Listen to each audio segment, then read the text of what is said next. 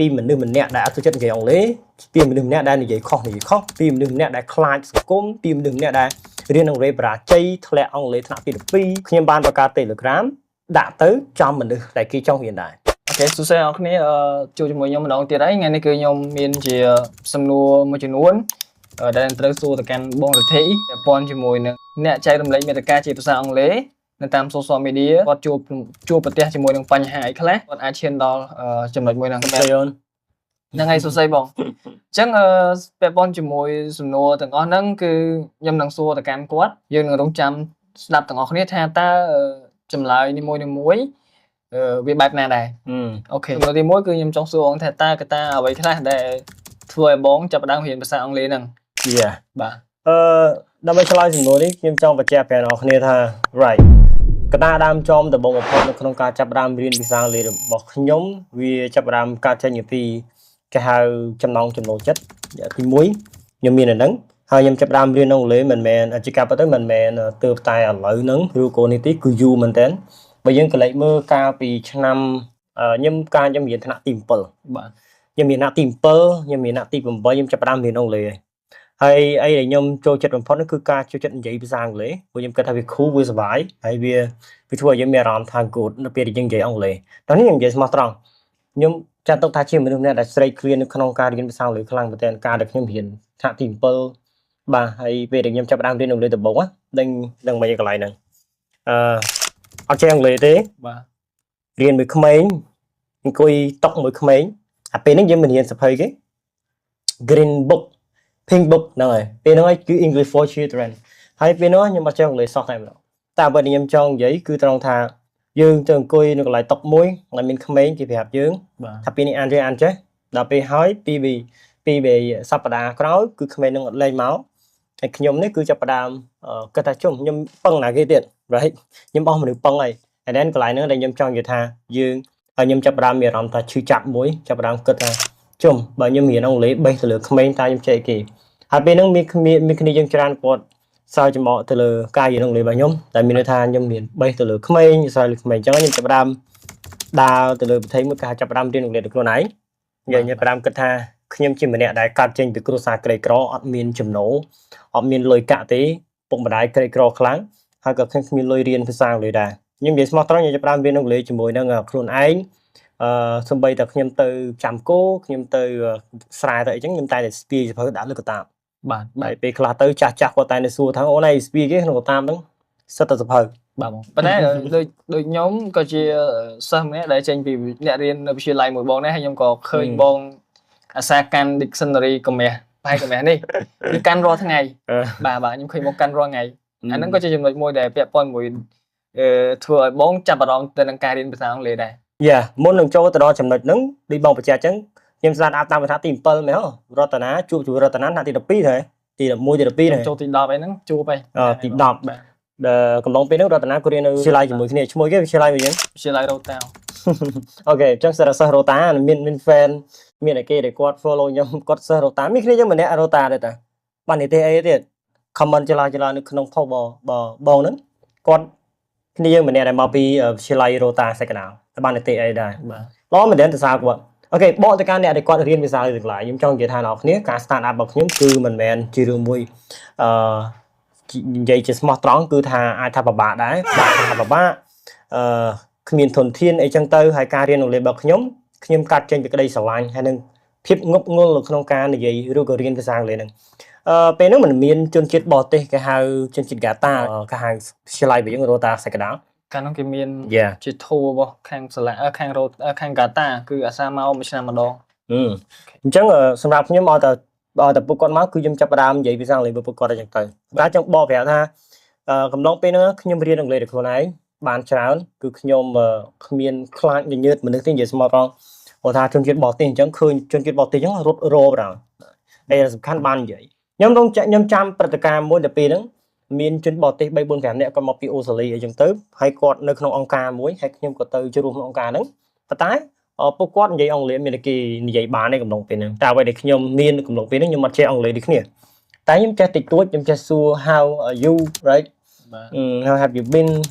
where do you live អញ្ចឹងទៅខ្ញុំជានិយាយអង់គ្លេសខ្លាំងមែនទែន កំឡុងពេលនេះខ្ញុំអត់ខ្លាចខុសខ្លាចអីចឹងទេអញ្ចឹងឧបសគ្គជួបច្រើនណាអីដែលសំខាន់គឺឆន្ទៈ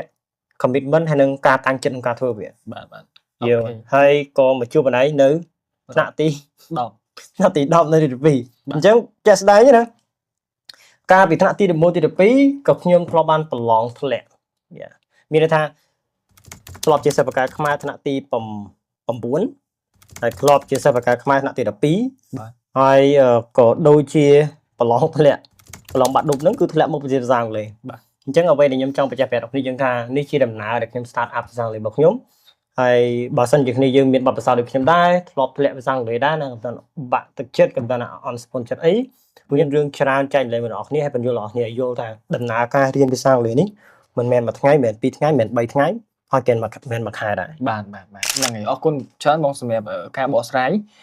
អញ្ចឹងខ្ញុំចូលទៅកាន់សំណួរទី2ពាក់ព័ន្ធជាមួយសំណួរទី2ខ្ញុំចង់សួរបងថាតើកត្តាអ្វីខ្លះបញ្ហាអ្វីខ្លះដែលកើតមានឡើងកំឡុងពេលដែលបងរៀនភាសាអង់គ្លេសហ្នឹងជាការពិតការរៀនភាសាអង់គ្លេសវាមិនមែនមានន័យថាយើងទៅអង្គុយចេះកាន់សភៅម្ដងមើលចាត់ទុកថារៀនណាសម្រាប់បងសម្រាប់ខ្ញុំអ្នកនរគ្នានៅពេលដែលយើងចាប់ផ្ដើមរៀនភាសាអង់គ្លេសមិនមែនមានថាយើងកាន់សភៅយើងមានន័យឈ្មោះថារៀនទេ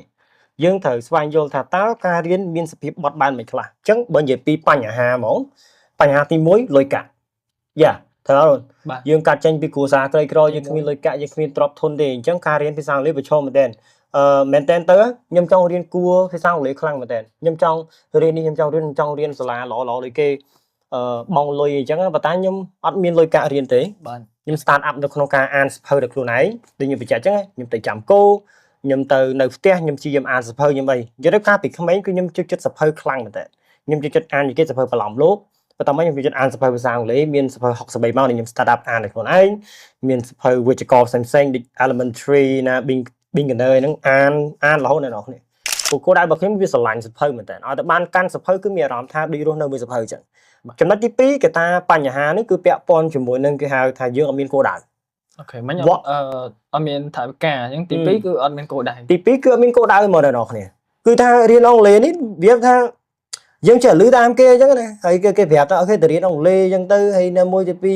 2អានសភៅនេះអានសភៅនោះគឺវល់បងមិនដឹងថាទៅរៀនមិ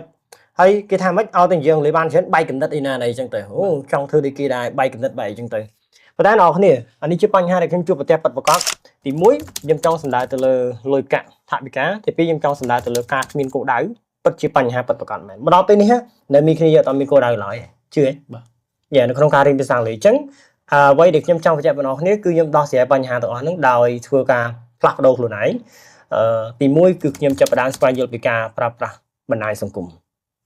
ដោយពាក់ព័ន្ធទៅនឹង YouTube ពាក់ព័ន្ធទៅនឹង Facebook ពាក់ព័ន្ធទៅនឹងឲ្យតែបណ្ដាញសង្គមដូចខ្ញុំអាចប៉ះបានគឺខ្ញុំជារុញខ្លួនឯងចូលនៅក្នុងបណ្ដាញសង្គមទាំងអស់ហ្នឹងហើយចាប់ផ្ដើមប្រើប្រាស់ភាសាអង់គ្លេសតាមតែខ្លួនឯងអាចធ្វើទៅបានបាទបងបាទអញ្ចឹងបើចូលជាសួរពាក់ព័ន្ធជាមួយបញ្ហាដែលបងកើតមាននៅក្នុងការរៀនភាសាអង់គ្លេសអញ្ចឹងខ្ញុំសួរបងទៅលើបញ្ហាហ្នឹងតើបងយកឈ្នះបញ្ហាដោយរបៀបណាខ្លះបាទចង់សួរបងទៅលើអញ្ចឹងដំបូងបំផុតនៅក្នុងការផ្លាស់ប្ដូរខ្លួនចេញពីរៀនអង់គ្លេសលំរៀនអង់គ្លេសតាមតែគេប្រាប់ណាគ្មានផែនការហើយក៏ដូចជារៀនអង់គ្លេសតាមបែប traditional way យើងរៀនរបៀបថាតន្ទិញអញ្ចឹងអ្នកខ្លះគាត់ទិញសភៅមកអញ្ចឹងអានេះមើលសភៅនេះសិតតែពាក្យភាសាអង់គ្លេសនៅក្នុងនោះអញ្ចឹងឧទាហរណ៍ថាយើងបើកសភៅអញ្ចឹងយើងទៅអង្គុយទិញពាក្យភាសាអង់គ្លេសខ្ញុំគាត់ថាខួរក្បាលរបស់យើងមិនគួរណាពង្វឹកឲ្យវាធ្វើការទិញពាក្យអញ្ចឹងហើយដឹងមិនបានអញ្ចឹងអត់ពីច្រើនគ្នាយើងខ្លាចផ្លិចគាត់រៀននៅនេះបញ្ហាដែលសំខាន់បំផុតនៅក្នុងការរៀនភាសាអង់គ្លេសគឺខ្លាចផ្លិចពាក្យបាទ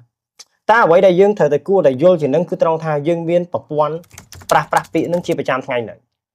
ៅយើងអត់ច្បាច់ទៅអង្គុយទិញពាក្យតែយើងគួរតែគិតចេះឬក៏គិតឲ្យមានលក្ខណៈ deep down នៅក្នុងចំណុចហ្នឹងមានន័យថាយើងត្រូវការ system មួយនៅក្នុងការ activate ពាក្យមិនមែនយើងត្រូវការ system មួយនៅក្នុងការអង្គុយទិញពាក្យដូចខួរក្បាលរបស់យើងចាត់ទុកជា system មួយចឹងបាទអញ្ចឹងឧទាហរណ៍យើងយកពាក្យ100មកញាត់ចូលខួរក្បាលរបស់យើងក្នុងមួយថ្ងៃយើងគិតថាយើងចាំអស់សមត្ថភាពខួរក្បាលមនុស្សវាមានព័ត៌មានថ្មីចូលរហូតអញ្ចឹងព័ត៌មានតែការ update អញ្ចឹងយើងអាចទៅផ្លេចតែបើសិនជាអ្នកនេះមានទម្លាប់អានសភៅអ្នកនេះមានទម្លាប់ប្រើពាក្យអ្នកនេះមានទម្លាប់និយាយពាក្យអញ្ចឹងសំដៅថាពាក្យទាំងអស់ផ្លេចអត់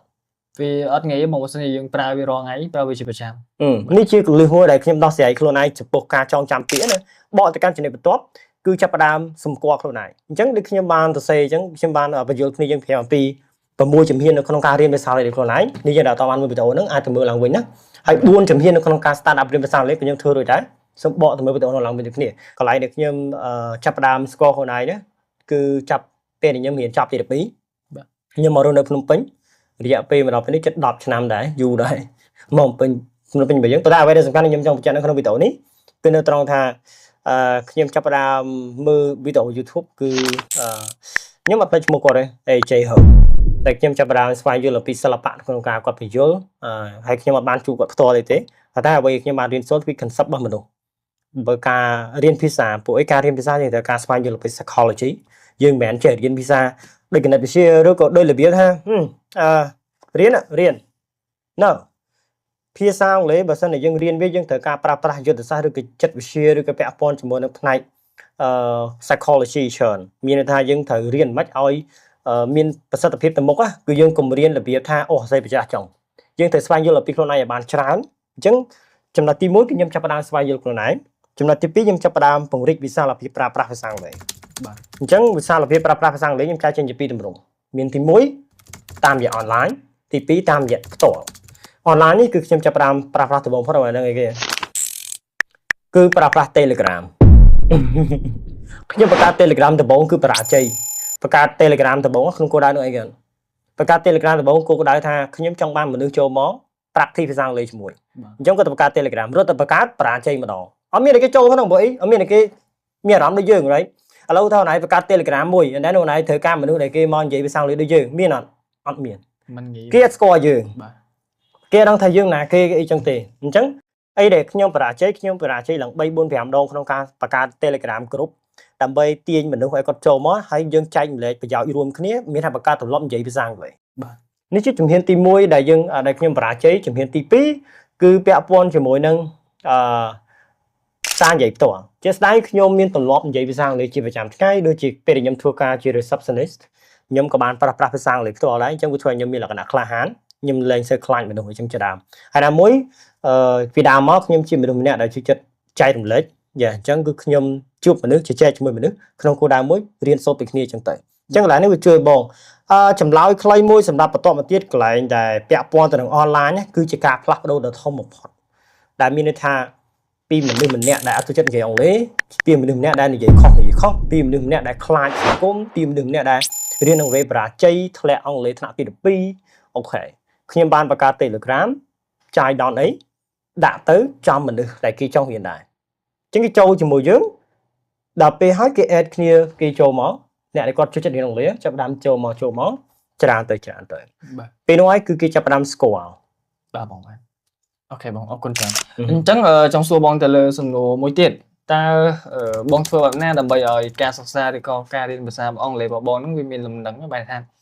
វាអត់ងាយនឹងបាត់បង់ឬក៏អត់ងាយនឹងភ្លេចទៅវិញអូខេចំណុចហ្នឹងក៏បងអាចនឹងមានលើកឡើងខ្លះៗដែរប៉ុន្តែចង់លម្អិតម្ដងទៀតអញ្ចឹងហ៎បង Sure បងកណិតជា2 point ដែលបងបានលើកឡើងពីការ start up បង្កើត group Telegram ដែលមានការ join មនុស្សរហូត join ពីនឹងមកណាហើយក៏ទៅជាកន្លែងមួយដែលមនុស្សស្គាល់ហើយមនុស្សចាប់ផ្ដើមប្រាប់ទីភាសាអង់គ្លេសរបស់គាត់បង្កើតទម្លាប់រៀននិយាយភាសាអង់គ្លេសខ្លួនឯងអញ្ចឹងទៅបងធ្វើបញ្ហាទាំងអស់ហ្នឹងឬក៏ដោះស្រាយទៅលើការរៀនភាសាអង់គ្លេសដោយខ្លួនឯងតាមរយៈបែបហ្នឹងហើយមកដល់ចំណុចមួយដែលគ្នាតែគាត់តែទៅសួរថាធ្វើម៉េចយើងរៀនភាសាអង់គ្លេសយើងកុំឲ្យភ្លេចហើយយើងអាចរក្សាដំណើរការនៅក្នុងការរៀនភាសាអង់គ្លេសរបស់យើងនឹងមានលក្ខណៈនឹងឬក៏វាអត់ថមថយអញ្ចឹងទៅកន្លែងនេះវាពាក់ព័ន្ធជាមួយនឹងការស្វែងយល់ខ្លួនឯងដែលមានន័យថាជា6 step ដែលខ្ញុំបានលើកឡើងមានន័យថាយើងត្រូវព្យាយាមស្វែងយល់តើខ្លួនឯងខ្លាំងអីគេយើងខ្សោយអីគេយើងមានគោលដៅយើងមានចំណាប់អារម្មណ៍យើងមាន personality អីខ្លះចំណុចបន្តមកទៀតគឺពាក់ព័ន្ធជាមួយនឹងគេហៅrelate ជាមួយនឹងការស្គាល់អំពី mindset របស់ខ្លួនឯងដែរព្រោះយ៉ាងនេះតែដឹងថាបញ្ហាដែលធំបំផុតនៅក្នុងការរៀនភាសាអង់គ្លេសវាមាន2ទី1ទ្រឹស្ដីក្នុងការរៀនហើយទី2គឺពាក់ព័ន្ធជាមួយខ្លួនឯងព្រោះថាខ្ញុំប្រាប់ទ្រឹស្ដី1 2 3ដាក់ទៅអត់ work យើងត្រូវមើលខ្លួនឯងវិញតែបើថាខ្ញុំដាក់ទៅគ្នានរនេះស្គាល់ខ្លួនឯងច្បាស់ហើយអញ្ចឹងដាក់ទ្រឹស្ដីមកវាត្រូវម៉ាច់មួយយើងហ្មងដោយសារអីបញ្ហាមិនមែនជាយើងទេវាអាចមកពីទ្រឹស្ដីខ្សោយពេកជាងត្រូវការរកថ្មីដើម្បី actually back up ទៅលើការរៀនរបស់យើងអញ្ចឹងពាក់ព័ន្ធទៅនឹង stable គឺ concept មួយពាក់ព័ន្ធទៅនឹង mindset ហ្នឹងថារៀនភាសាអង់គ្លេសអ្នកនេះមិនមែនយើងរៀនវាទេគឺយើងកំពុងតែប្រើប្រាស់ភាសាហ្នឹងដូចភាសាកំណើតរបស់យើងអញ្ចឹងបើយើងផ្លាស់ប្ដូរគំនិតបើយើងគិតថាយើងកំពុងរៀនភាសាអង់គ្លេសអ្នកនេះដូចអូនឯងសាកសម័យមួយសួរមួយ ពេលយើងទៅរៀនទី12មិនមានម៉ោងអង់គ្លេស បាទ អញ្ចឹងកំឡុងម៉ោងអង់គ្លេសហ្នឹងគេនិយាយគេ បាទចម្រោះទាំងខ្មែរទាំងអង់គ្លេសមានទាំងពីរ អូខេពេលចប់ម៉ោងហ្នឹងអូនឯងមកផ្ទះពេលអូនឯងនិយាយភាសាខ្មែរឬអង់គ្លេស ប្រកាសជាភាសាខ្មែរបងព្រោះជាធម្មតាយើងវិជាភាសារបស់យើងប្រើទូទៅហើយ អញ្ចឹងនេះជាចំណុចមួយដែលត្រង់ថាពាក់ព័ន្ធទៅនឹងម៉ោងនៅក្នុងការប្រើអង់គ្លេសសួរថាតើយើងចង់រៀនអង់គ្លេសហ្នឹងយើងចង់ប្រើវាឲ្យមានប្រសិទ្ធភាពបំផុតយើងត្រូវចាយពេលប៉ុន្មាននៅក្នុងការប្រើវាជាក់ស្ដែងអូនឯងគិតមើលថ្នាក់ទី12សិស្សប៉ុន្មានអ្នកដែលគាត់ប្រើប្រាស់ភាសាអង់គ្លេសក្នុងមួយថ្ងៃ 1ម៉ោងកន្លះ2ម៉ោងហ្នឹងអស់ អូនឯងសាកគិតមើលតើមួយសប្តាហ៍ហ្នឹងមានម៉ោងអង់គ្លេសប៉ុន្មានម៉ោងណា ការរៀនអាចថាចន្លោះពី2ម៉ោងឯហ្នឹង មួយសប្តាហ៍មាន2ម៉ោងហើយប្រើប្រាស់ភាសាអង់គ្លេសហើយជាក់ស្ដែងមកផ្ទះនិយាយខ្មែរធម្មតាសំណួរសួរថាតើយើងត្រូវចាយពេលប៉ុន្មានឆ្នាំដើម្បី fluent អង់គ្លេស សួរថាតើខ្ញុំមានលំនឹងអត់អញ្ចឹងមនុស្សគាត់ចាប់បានគិតថាអូខេធ្វើម៉េចត្រូវធ្វើម៉េចដើម្បីឲ្យខ្ញុំអាចធ្វើឲ្យមានលំនឹងបានអស់នេះឥឡូវបងសួរណៃមួយតើអ្នកគាត់នៅប្រទេសអាមេរិកបណ្ដោយយ៉ា បាទ ជាពិសេសគឺបងសួរទៅលើជនជាតិដើមជនជាតិដើមតែម្ដងថាតើពួកគាត់ពេលដែលពួកគាត់រស់នៅជាប្រទេសអាមេរិកអញ្ចឹងណាតើរាល់ថ្ងៃការរស់នៅរបស់គាត់ប្រើភាសាអីទេ គាត់ប្រកាសជាប្រើភាសារបស់គាត់ហ្នឹង អញ្ចឹងមានន័យថាគាត់មានឱកាសរហូតដល់ទៅ24ម៉ោងក្នុងការប្រើភាសាអង់គ្លេសអញ្ចឹងសំណួរសួរតើរបៀងគាត់នឹងយើងមួយណា fluent ជាង គឺគាត់ប្រកាសជា fluent ជាងហើយ អញ្ចឹងដំណោះស្រាយដែលយើងគួរតែ fix out កន្លែងហ្នឹងយើង find out ឬក៏យើង figure out កន្លែងហ្នឹងគឺត្រង់ថាយើងរកវិធីសាស្ត្របែបម៉េចដើម្បីយកខ្លួនរបស់យើងជ្រៀតចូលនៅក្នុងទម្រង់ភាសាអង់គ្លេសមានតែបង្កើតសព្វនិមិត្ត environment មួយដើម្បីធ្វើឲ្យយើងមានឱកាស engage ក្នុងភាសាអង់គ្លេសដូចគ្នាទៅនឹងជាមួយជនជាតិបរទេសតែគេកំពុងតែប្រើប្រាស់ភាសាអង់គ្លេសរបស់គេដែរអញ្ចឹងសំណួរសួរទៀតណាសួរថាតើនៅស្រុកខ្មែរយើងធ្វើអញ្ចឹងបានទេ ស្រុកខ្មែរយើងគឺពិបាកក្នុងការធ្វើវា ជាការពិតយើងទទួលស្គាល់អូននិយាយត្រូវមានន័យថាម៉េច environment នៅស្រុកខ្មែរគេនិយាយខ្មែរសុទ្ធតែយើងនិយាយអង់គ្លេសម្នាក់ឯងនេះធ្លាប់មានអារម្មណ៍ត្រូវបានគេថាឲ្យជិះមកម្នាក់ ជាពិសេសខ្ញុំហ្នឹងគឺពេលខ្លះពេលដែលយើង practice ឬក៏យើងនិយាយម្នាក់ឯងយើងនិយាយនៅមុខកញ្ចក់អីចឹងណាហ្នឹងគឺខ្ញុំធ្លាប់ជួបអស់ហើយគឺគេថារៀនយូរតិចបែកអាហ្នឹងគឺជាផ្នត់គំនិតរបស់ប្រជាជនយើងបច្ចុប្បន្នបែបហ្នឹង គេគិតអញ្ចឹង បាទ អូខេឥឡូវតើមានវិធីសាស្ត្រគេឥឡូវជាដំណោះស្រាយខ្លីមួយដែលខ្ញុំចង់បញ្ជាក់កន្លែងហ្នឹងឲ្យគ្នាយើងចូលចាក់នេះគឺជាពាក់ព័ន្ធទៅនឹង mindset របស់មនុស្សបាទ បើសម្រាប់ដំណោះស្រាយទាំងអស់ហ្នឹងគឺយើងកុំសូវយកផ្នត់គំនិតរបស់គាត់មកគិតពេកសំខាន់គឺការឈ្នះយកឈ្នះនៅខ្លួនឯងយកឈ្នះនៅការរិះគន់ពីខាងក្រៅទើបយើងអាចជោគជ័យនៅអ្វីដែលយើងចង់បានអញ្ចឹងកន្លែងហ្នឹងឯងដែលជាចម្លើយមួយដែលខ្ញុំចង់ភ្ជាប់ពីចំណុចរបស់រតនាបើកាន់ចម្លើយរបស់ខ្ញុំចង់ប្រាប់ដល់អ្នកគ្នានៅក្នុងការមើលតោះគ្នាណាអញ្ចឹងកន្លែងនេះគឺជាអីដែលខ្ញុំចាប់ផ្ដើមផ្លាស់ប្ដូរការគិតរបស់ខ្ញុំចាប់ផ្ដើមផ្លាស់ប្ដូរថាចេះបើថ្ងៃខ្ញុំមាន24ម៉ោងដែរមិនបានជនជាតិដើមគេប្រើ24ម៉ោងគេប្រើភាសាអង់គ្លេសបានអាហ្នឹងមកពីអីមកពីផ្នែកដែលយើងគិតថាមកពីគេជនជាតិដើមមកពីយើងជនជាតិមិនជនជាតិដើមមិនបានយើងរៀនអង់គ្លេសអត់សូវប្រកែកដូចគ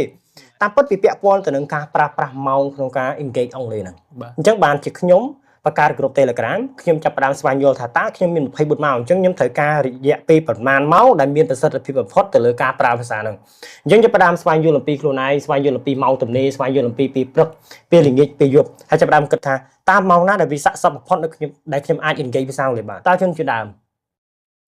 នៅពេលដែលគាត់មាន24ម៉ោងតើគាត់បើកមាត់គាត់និយាយអង់គ្លេសរហូតឬគាត់ប្រើតែជាស្ដាប់ឬក៏គាត់ប្រើទម្លាប់អានឬក៏គាត់ធ្វើអីផ្សេងតែគាត់មានរយៈពេល24ម៉ោងហ្នឹងគាត់បីទៅលើ speaking ហាមមាត់និយាយរហូត24ម៉ោងជាប់គ្នារហូតឬក៏មិនគាត់អាចនឹងនិយាយគាត់អាចនឹងស្ដាប់ហើយគាត់អាចគាត់ទៅក្រៅគាត់ជួបមនុស្សជុំវិញខ្លួនគាត់អាចប្រើការនិយាយឬក៏ការស្ដាប់ដូចគ្នាអញ្ចឹងយើងត្រូវស្វែងយល់ថាតើប្រមាណច្រកដែលអង់គ្លេសត្រូវបានប្រើប្រាស់តាមតិចមួយវាសឹងតែទាំងអស់ហើយតាមតិចមួយនៅពេលមួយទៀតដល់ពេលដែលយើងនិយាយយើងប្រកាសជាប្រើតិចយើងប្រកាសជាប្រើមាត់ហើយយើងប្រកាសជាប្រើខួរក្បាលគិតកន្លែងហ្នឹងគឺជា corresponding រវាង skill តិច right មាត់skill មាត់របស់យើងហើយនិង skill brain របស់យើងគេហៅ critical thinking អញ្ចឹងសំណួរសួរថាតើយើងមានអានឹងតាមវិធីណាឃើញទេបាទអញ្ចឹងចម្លើយរបស់វាសាមញ្ញគឺការបន្ស៊ាំខ្លួនជាមួយនឹងការរៀនបញ្យលជាភាសាអង់គ្លេសការរៀនបកស្រាយដូចខ្ញុំតែលើកឡើងពាក់ព័ន្ធទៅនឹងអីគេការ translate ហើយនឹងការគិតជាភាសាអង់គ្លេសណែគ្នាយើងមួយចំនួនគាត់តែគាត់ថាខ្ញុំជនជាតិខ្មែរយើងអីដែលប្រឈមបំផុតគឺកន្លែងហ្នឹងជនជាតិខ្មែរយើងអត់ទាន់មានអា concept ជាភាសាអង់គ្លេស 100% ដោយសារតែយើងជាជនជាតិខ្មែរយើងប្រើប្រាស់ភាសាអង់គ្លេសជាភាសាទី2អាផ្នត់កំណត់តែគិតថាអង់គ្លេសជាភាសាទី2ហ្នឹងវានឹងធ្វើឲ្យមនុស្សនឹងចាប់ផ្ដើមគិតថាគាត់អត់មានពេលគ្រប់គ្រាន់ក្នុងការប្រើអង់គ្លេសទេតែបើសិនគាត់ផ្លាស់ប្ដូរការគិតរបស់គាត់តែប៉ុណ្ណេះទេ គាត់ព្យាយាមចំណាយពេលតិចបំផុត2ម៉ោងក្នុងមួយថ្ងៃ បាទ ធ្វើអីក៏ដោយនិយាយក៏បានហាមាត់ច្រៀងចម្រៀងក៏បានហាមាត់ធ្វើអីក៏បានឬក៏ដៃទៅសេកត់ត្រាក៏បានឬក៏គូក្បាលគិតក៏បានធ្វើម៉េចឲ្យតែមានសកម្មភាពដែលពាក់ព័ន្ធភាសាអង់គ្លេសហ្នឹងតាមរយៈការសរសេរតាមរយៈការមើលតាមរយៈការគិតតាមរយៈការនិយាយតាមរយៈការស្ដាប់តាមរយៈអីទៀត អញ្ចឹងអាសកម្មភាពទាំងឡាយណាដែលយើងអាចធ្វើបានដែលយើងប្រើប្រាស់ភាសាបានយើងធ្វើវាទៅប៉ុន្តែព្យាយាមបែបនេះគឺប្រើប្រាស់ភាសាអង់គ្លេសឲ្យអស់ពីលទ្ធភាពហើយកុំព្យាយាមបង្ខំខ្លួនឯងត្រូវ remember ចំណុចមួយដែលសំខាន់ណាដែលបងដោះស្រាយខ្លួនឯងហ្នឹងគឺត្រង់ថាធ្វើយ៉ាងណាឲ្យខ្លួនរបស់យើងនេះគឺព្យាយាមប្រើប្រាស់ភាសាអង់គ្លេសឲ្យច្រើនជាងភាសាខ្មែរ បាទ ព្រោះគោលដៅរបស់យើងមិនមែនរៀនភាសាខ្មែរទេយើងកំពុងតែព្យាយាមបន្ស៊ាំខ្លួនឲ្យផ្លាស់ប្ដូរការគិតឲ្យព្យាយាមប្រើប្រាស់ single អង់គ្លេសហ្នឹងដើម្បីមកបន្ស៊ាំជាភាសារបស់យើងហើយយើងធ្វើវាកន្លែងហ្នឹងមានគ្នាយើងមួយចំនួនក៏គិតថាម៉េចជីប្រើអង់គ្លេសអញ្ចឹងតិចភ្លេចខ្មែរចំណុចទី1ចំណុចទី2អីអាត្មានិយមហ៎អីគេអត់មានមនសិការស្នេហាជាតិទេតិចភ្លេចភាសាកំណើតអីចឹងណែនៅគ្នាជាមួយជំនួយគាត់អញ្ចឹងទេ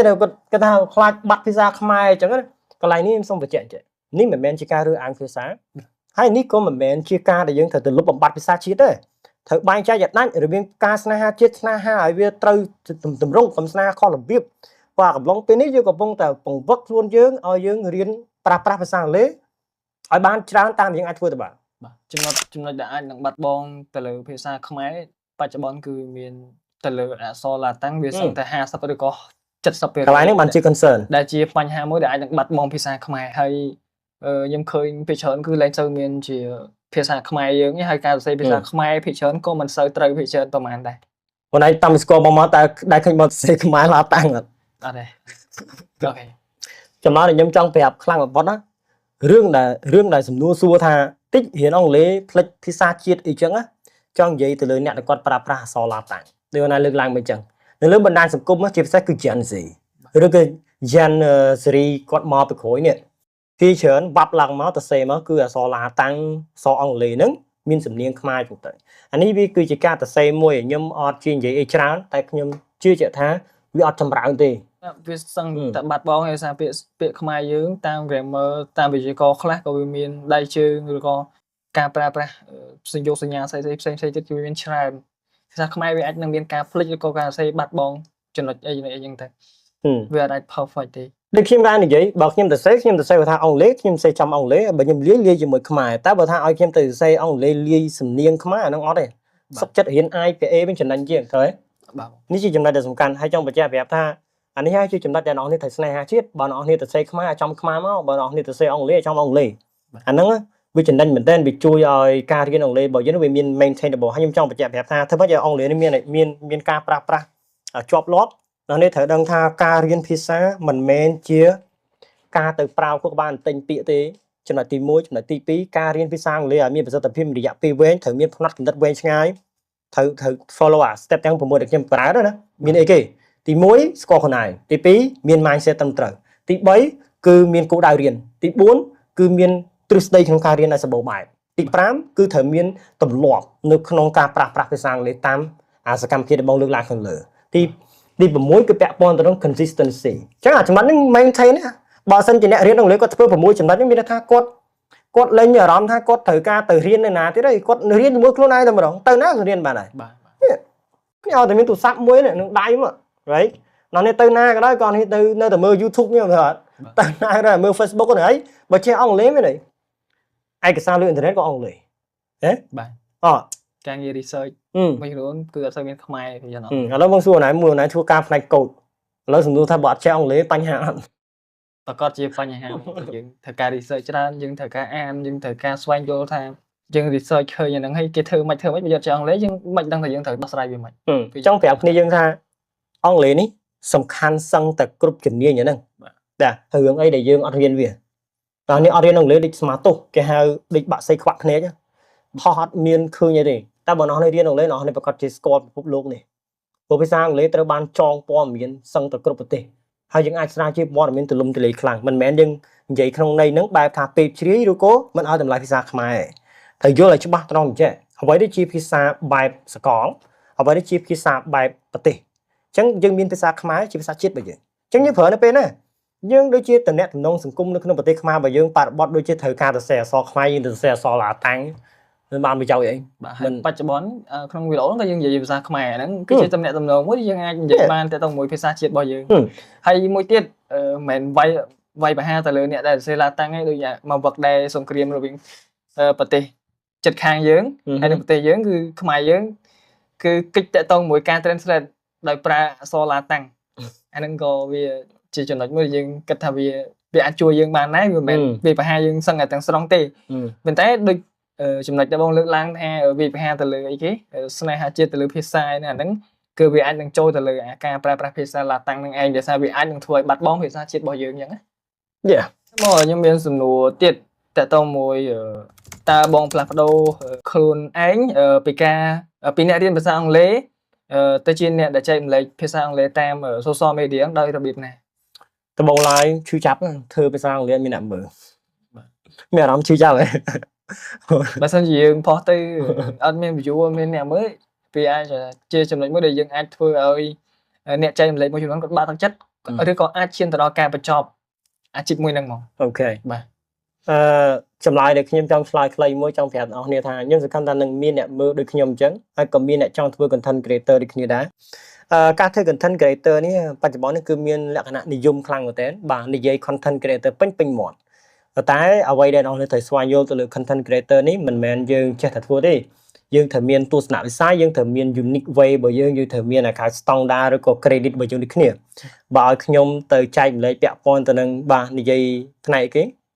កូដអីខ្ញុំនិយាយមិនចេញបើខ្ញុំមិនមែនជំនាញឬក៏មិនមែនជា skill របស់ខ្ញុំមិនមែនជា unique ឬក៏មិនមែនជាចំណង់ចំណូលចិត្តរបស់ខ្ញុំអញ្ចឹងតែបើឲ្យខ្ញុំនិយាយចែកម្លែកភាសាអង់គ្លេសនៅក្នុង podcast ខ្លីនេះជាមួយអ្នកនរគ្នាអញ្ចឹងអានេះវាត្រូវចំណុចដែលខ្ញុំត្រូវធ្វើអ្វីដែលសំខាន់ពាក់ព័ន្ធទៅនឹង content creator អ្វីដែលខ្ញុំចាប់ផ្ដើមគិតដំបូងខ្ញុំចាប់ផ្ដើមគិតថាទី1ខ្ញុំចង់ខ្លាចជាអ្នកចែកម្លែកម្នាក់អញ្ចឹងអាកំណត់ចង់ខ្លាចជាអ្នកចែកម្លែកនេះវាជួយឲ្យខ្ញុំចាប់ផ្ដើមគិតឡើងវិញថាតើខ្ញុំអាចធ្វើអីខ្លះបញ្ហាប្រឈមបំផុតកាមេរ៉ាទី2លុយមានលុយកាក់អត់នៅក្នុងការធ្វើ content creator ហ្នឹងទី3ពាក់ព័ន្ធនឹងការផុសមានចំណេញផុសអត់ផុសយល់ក៏មានដែរខ្ញុំឆ្លងកាត់បទពិសោធន៍ផុសយល់មានន័យថាវាចេះតែផុសអញ្ចឹងណាផុសទៅវីដេអូធ្លាក់ quality អត់មានអ្នកមើលក៏មានហើយអ្វីដូចខ្ញុំនិយាយអ្វីដែលសំខាន់បំផុតគឺវីដេអូផុសទៅប្រឹងធ្វើឡើងចង់បែកក្របភ្នែកចាបាទចំណុចហ្នឹងវាអាចចូលទៅកាន់ខាង MMO គាត់ដឹងថាផុសបែបណា view បែបណាវីដេអូបែបណាតែគាត់អាចរក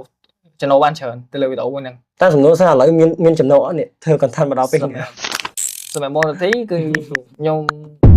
ដឹងថាគាត់អត់រយបានច្រើនទៀតទៅលើគេដូចថាគាត់ផុស Facebook អ្នកនរឃើញ follower គាត់ច្រើនតែគាត់អត់បានចំណូលអីទោះបីតែមួយសេន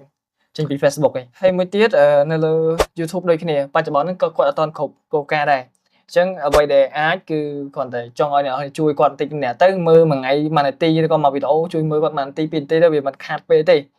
ហ្នឹងហើយជួយគាត់ទៅ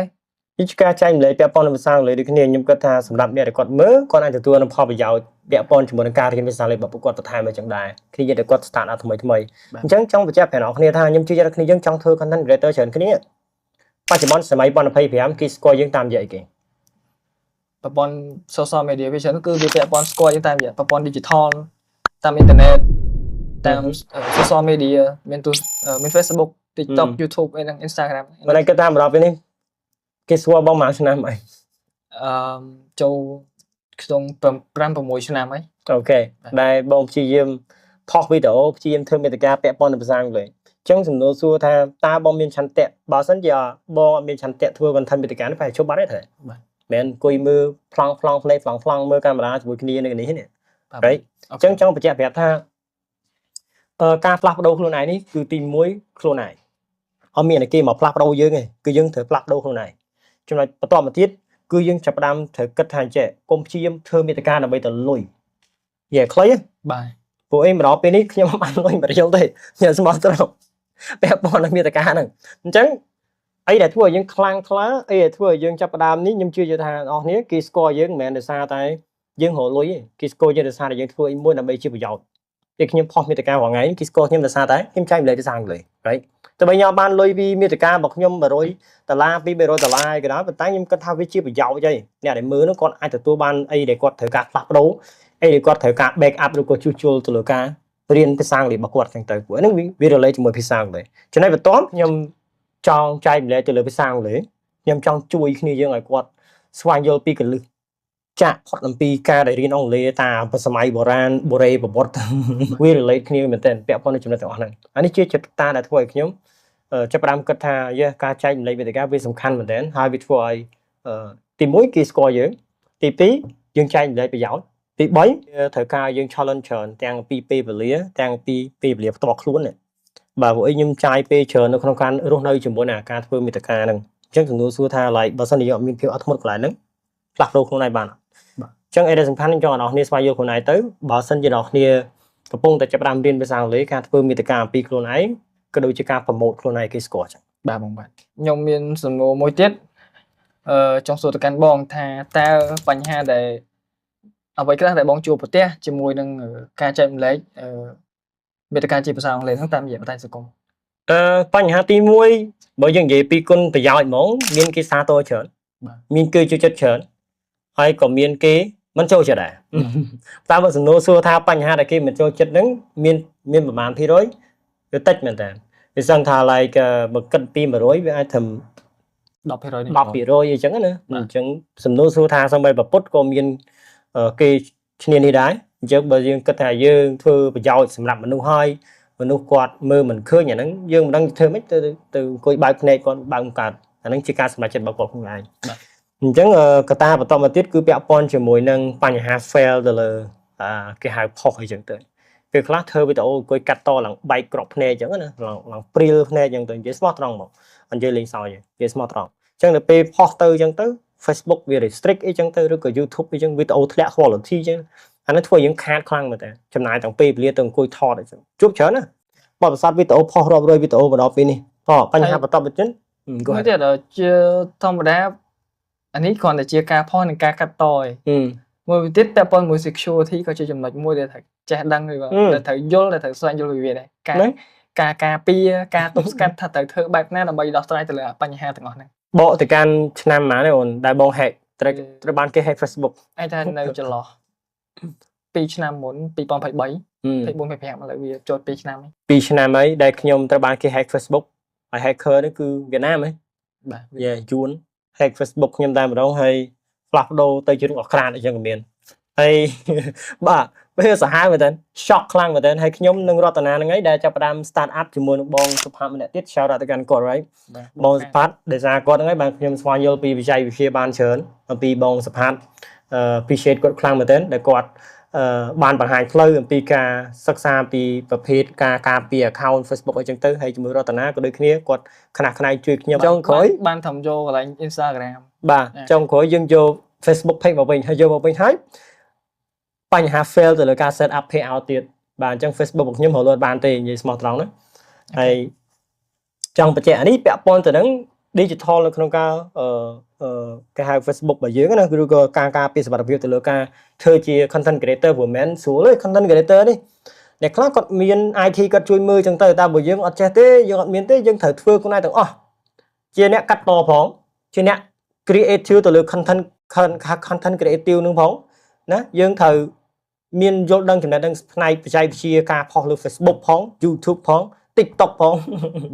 បាទ Instagram ផងអញ្ចឹងសំណួរសួរថាច្រើន platform ណា Telegram ទៀតបាទតែសារបងត្រង់នេះបងធ្វើ content ឬក៏ចែកម្លែកអីមួយគឺបងអត់ប្រើការ boot ទេបើសិនជាការ boot ទៀតចាយលុយច្រើនមែនតើដែលថាយើងចំណាយលើ Facebook ហើយយើងអត់បានអីមកវិញទៀតអញ្ចឹងយើងចាយច្រើនណាស់នេះជាការពិតជាចុងក្រោយបងមានជាមតិអីឬក៏ចំណុចអីដែលចង់ចែកម្លែកទៅកាន់ fan ឬក៏ audience បងដែលកំពុងតែទស្សនាវីដេអូមួយនេះពាក់ព័ន្ធជាមួយនឹងការរៀនភាសាអង់គ្លេសហ្នឹងបាទខ្ញុំផ្លាស់ប្ដូរពីខ្លួនឯងដែលបរាជ័យទៅលើការប្រឡងទី12មកហើយក៏ដូចជាការដែលខ្ញុំមានខ្លាំងជាងគេបំផុតខ្ញុំចង់បញ្ជាក់ដល់អ្នកថាយើងរៀនអីយើងរៀនចេញពី0ទៅrightខ្ញុំក៏ចេញពី0មកដែរតែខ្ញុំចង់បញ្ជាក់ប្រាប់ថាគ្នាយើងអីដែលយើងត្រូវតែក្តាប់ឲ្យជាប់គឺឆន្ទៈការចង់បានមហិច្ឆតាត្រូវតែមានហើយខ្ញុំជឿជាក់ថាការបរាជ័យណាក៏មានដែរបរាជ័យម្ដង2ដង3ដងកុំតន់អស់សង្ឃឹមទៅលើការរៀនភាសាអង់គ្លេសមិនថាធ្វើអីផ្សេងខ្ញុំជឿថាត្រូវតែព្យាយាមធ្វើវាឲ្យអស់ពីលទ្ធភាពហើយត្រូវពេលខ្លះផែនការផ្លាស់ប្ដូរបានតែកុំផ្លាស់ប្ដូរគោលដៅបើសិនជាផ្លាស់ប្ដូរគោលដៅគឺយើងចប់មក ចឹងគឺខ្ញុំផ្លាស់ប្ដូរផែនការច្រើនណាស់សម្រាប់ការធ្វើឲ្យមួយប្រាជ័យ plan A ខ្ញុំមាន plan B បាត់ plan B ខ្ញុំមាន plan C ចឹងវាធ្វើឲ្យយើងអាច back up បានទៅលើប្រសាសន៍ក្នុងការធ្វើឲ្យមួយចឹងចង់បញ្ជាក់បន្ថែមទៀតសម្រាប់គ្នាយើងអ្នកដែលគាត់រៀនភាសាអង់គ្លេសអ្នកដែលប្រឡងធ្លាក់ក្តីកុំដល់សង្ឃឹមជឿជាក់លើខ្លួនឯងហើយស្វែងរកទៅលើដំណោះស្រាយថ្មីហើយការរៀនភាសាអង់គ្លេសវាអាចកាត់ឡើងកត្តាច្រើនណាតែខ្ញុំតែងតែ follow Facebook ថាខ្ញុំជាគ្រូមើលគ្រូកែរូបអង់គ្លេសតែចង់ប្រាប់អ្នកគ្នាអញ្ចឹងរូបអីបាទអ្នកគ្នា comment នឹងក្រោមណា comment នៅក្នុង YouTube របស់ខ្ញុំអ្នកនេះមានរូបអីខ្លះជួយបញ្ជាក់មករូបទៅលើរៀនអត់ចេះបាទរូបទៅលើរៀនពាក្យទៅវាមិនយល់រូបទៅលើពិបាករៀន grammar អត់អីដាក់ថ្នាំឲ្យ អូខេបាទ បញ្ជាបោះស្រាយតែចង់បញ្ជាក់ខ្លីណាបើសិនជាអ្នកគ្នាចង់ដោះស្រាយបញ្ហាភាសាអង់គ្លេសសូមមេត្តាធ្វើជាគ្រូពេទ្យខ្លួនឯងបើខ្ញុំបានប្រាប់ទេខ្ញុំបានណែនាំថាអ្នកនេះធ្វើចេះអ្នកដែលទៅដោះស្រាយបញ្ហាខ្លួនឯងគឺខ្លួនឯងតែចឹងណាអញ្ចឹងការរៀនភាសាអង់គ្លេសអ្នកដែលរីកចម្រើនជាងគេគឺខ្លួនឯងបើខ្លួនឯងអត់យល់ទេគឺដូចយើងវិញទុកកដាទលេ បាទអរគុណច្រើនបងសម្រាប់